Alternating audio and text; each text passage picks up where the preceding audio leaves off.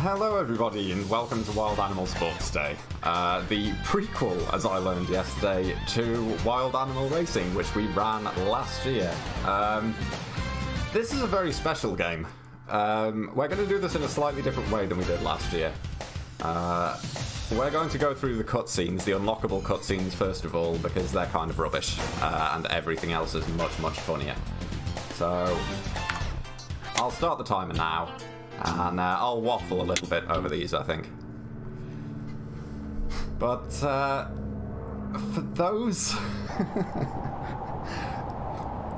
Look, if you can't believe that Ancient Roman by Parsam and that amazing run we just saw, if you can't believe that that was a PS1 game, can you believe that this came out last month? Yeah. But, you know, we go through all of the unlockable movies because that's just what we do. These are unlocked by doing well throughout the game itself. Where Wild Animal Racing was a really bad Mario Kart's attempt at a video game,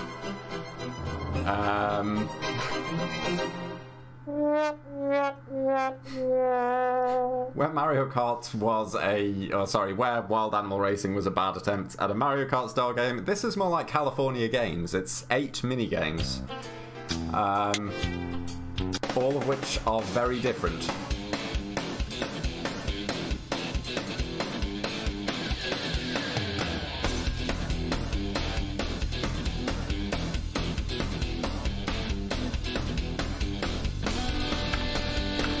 And that cutscene just repeats forever. Don't worry, we'll be getting on with the actual game shortly. It is much, much more entertaining than this, don't worry.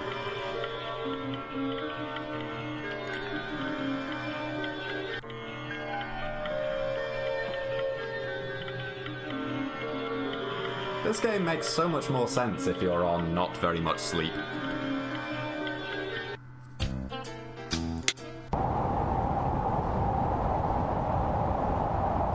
I will say one downside of this is that I'm only going to be able to show off one of the game's 2 endings. I'm going to be showing off the bad ending because it means I can show off a ton of the really dumb and awful physics glitches and problems, and also because the bad ending is much, much funnier. The good ending is really surreal and hilarious, but I may record it later and stick it up in the Big Bad Game-a-thon Discord for anyone who's interested in seeing it. But this is the last cutscene, and then we will be getting on with the game itself. All of the 8 minigames, it randomizes the order that you do them in, so I'll kind of be talking about each one on the fly. I don't know what it's going to give me until it actually gives it to me. And I will say, there is a thing up there in the top right saying more on YouTube, and sure enough, this developer has a YouTube page where he puts up animations like this. So okay, Wild Animal Sports Day. As is tradition, this has a ridiculous amount of languages, and I have no idea how well or how poorly they are translated. We will be going with English. Our controls, we're using keyboard, so I apologise. You're going to hear a lot of mechanical keyboard clicking. You have to slowly and gently rotate the Q and D buttons. If you press W, A, S, and D together, you will summon, I think, either the Templars or the Teutonic Knights. I can't quite remember. And if you see a spacebar, make sure to run away from it. Jump off a cliff, just avoid the spacebar as much as possible. And those are your controls. So, let's get going. As is tradition, we can pick our champion. Makes no difference to me, so we're going to go with the Rhino. This is the ultimate wild animal challenge, which will separate the ferocious beasts from the dainty ladybugs. Complete all 8 challenges to achieve your ranking in Wild Animal Society. Only the ultimate champion will be crowned King of the Beasts and rule over the Wild Animal Kingdom, but beware, King Croc will stop at nothing to stop you. Okay, the first minigame is Hurdles. Hurdles is basically align yourself with the one hurdle that is jumpable and leap over it. The strategy for this is basically to go to the very bottom of the screen, because that's the only place you actually have any room to see what's coming. However, you know, physics.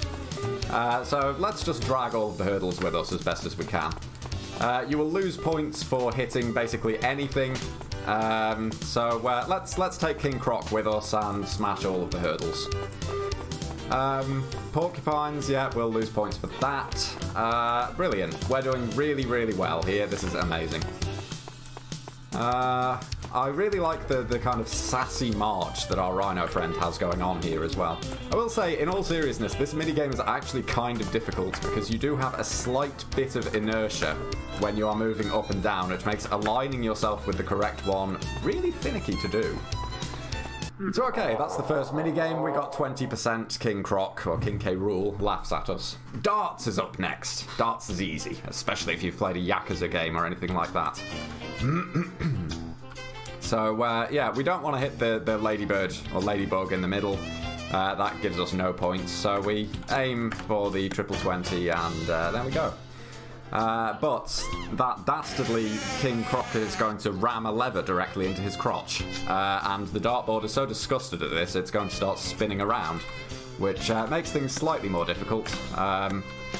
Yeah, we'll deal with that. But that's an okay score as well. But King Croc, that weirdo, is slamming a lever into his crotch again. And now the dartboard is so disgusted it's spinning so quickly it's trying to make us vomit. So we will try and get as many treble 20s as we can, although we're going for the bad ending, so it doesn't really make a great deal of difference. There we go, we did really, really well. Even though our character has such a big horn, he can't see in front of him. Diving. Diving is a very interesting minigame in which you have to base... Oh, a shark.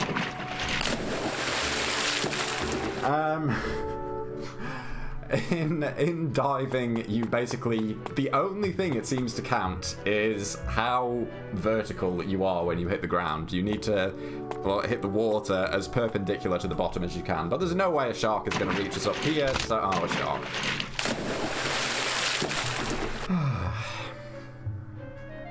Also, one thing that's worth noting is, at the end, you will get a success animation if you get over 50%. You will get a failure animation if you get under 50%. Then King Croc will laugh at you if you get under 50%.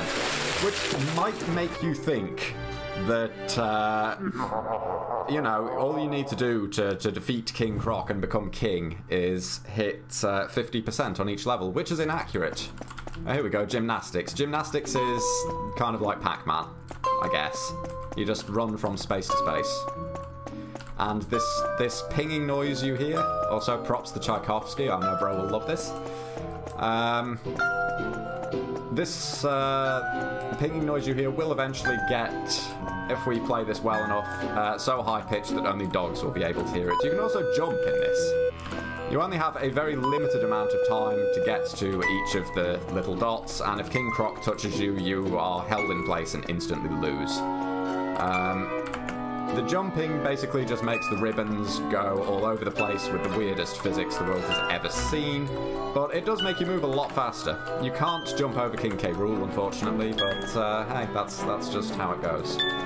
I'm going to try and do as well as I can on this one, just to see how high-pitched we can get that noise, but King Croc gets faster and faster with every one you touch. So he will eventually start to catch up with us, especially if the placement of the dots starts to get a bit unfortunate. And again, the collision detection on the dots is a little bit wonky. Again, because you have a bit of a turning circle and a bit of inertia at the same time, so movement isn't the easiest thing in this. We are approaching the point where we can't actually hear the ping sound anymore.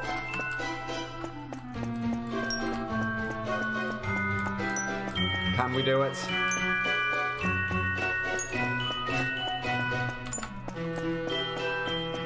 King Croc is now pretty much running at the same speed we are. And yet we can barely hear the pinging anymore. So you would think that would be 100% on this, right? Yes, it's true, I am the king of gymnastics. Yeah, I think it's now practically completely inaudible. I apologise if you have any dogs or animals with you, they are probably screaming now. 99%. I have no idea what you have to do to get 100% on that. Okay, tennis. This is next up. Tennis is Pong. Pong, but with a third dimension. It is complete crap. It is the worst minigame in the world. It's almost impossible to determine where the ball is going to go, and King Croc moves very, very quickly. It's really, really difficult to actually catch him out. But you know what, that's fine, because we just kind of run up here and annoy the hell out of him. So yeah, there we go. We made him hit outside the court with that one, so great, yeah. That gave us a point, so let's see what happens this time. Oh, there we go. The ball landed on his side of the court, so victory for us. Yeah, let's just fire it from over there, and oh, no. Tennis is like the one minigame I've never actually legitimately beaten. It is stupidly difficult. Yeah, we're sending the ball sailing over. King Croc is going to come back. Let's see if we can get another point. There we go. Let's just wander off the court. We'll slide back and forth along the top. Trampolining. Trampolining is one of the better minigames. This is where the rotation comes into play. You basically have to follow the instructions on those blinky things at the back. So in this case, we need to do 2 full horizontal rotations. There we go. Now 2 actual rotations with the Q and D keys. They do have a purpose, I promise. It is very, very weird as to what it considers a full rotation, because the game gets a little bit confused by exactly what position you were in when you started, or what position counts as being a complete movement. With the rotation in particular, you will occasionally see it say, "Ah yes, you've completed 1 rotation the instant you start." So yeah. This one seems to end after a set period of time. There is not much that can be done about this one, so it's just a case of going through the motions. And I'm fairly certain we've done badly enough that we're going to get the bad ending, but I really hope we do. But yeah, because you get a good result over 50%, you would think that you need to get basically 50% in every minigame to get the good ending. This is blatantly untrue. You need, I think, about 600% over the 8 minigames to succeed. Pole vault. This is a case of pressing down at the right time. This is also by far the buggiest and most janky of the minigames. We can actually control in mid-air once we land. I don't think we're going to see any of the hilarious bugs in this, because I've only seen them pop up twice in many times of playing this. But I've had it where on the 3rd one, the pole did not actually reset back up onto the bars, so I hopped over it instantly, no matter how badly I did. I've had it so that I've failed one of them instantly because the pole was so poorly balanced on the bars that it fell off before I even started my run. Yeah. And now finally, the final minigame, we have skiing. Don't worry, nothing in this has collision detection. And that's a lie. I say nothing. Almost nothing has collision detection. That snowman there, King Croc, no collision detection. The trees, no collision detection. What we need to do is slalom through those gates and pick up the gems, but that's really boring. This is pretty much entirely luck dependent, because there is no real way, so far as I can tell, of figuring out where the hell any of the gates are going to be, and you don't have time, because your rotation is so slow, to really move that well across the screen or anything like that. There is, however, one bit of amazing collision detection in this, which is the polar bear, and I'm desperately hoping we run into him. Keep an eye out for his face, because it is the most terrifying thing you will ever see. He should be... There he is. Look at that polar bear. That is the best animated, best modelled polar bear that anyone has ever seen. And I will say, I shit on this game. I take the piss out of this game, but I really kind of enjoy it. Like, for $5, I've gotten so much entertainment out of this. I mock this game, but I'm so happy it exists, and I do not regret paying money for this. So, okay, we're up to the results. Let's see how we did. As I said, we need, it turns out, 600% to dethrone King Croc. I don't think we hit that.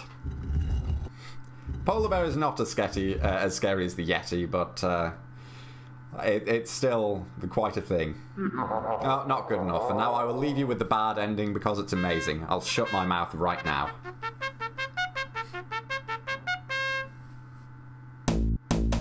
King Croc. King Croc. King Croc. King Croc.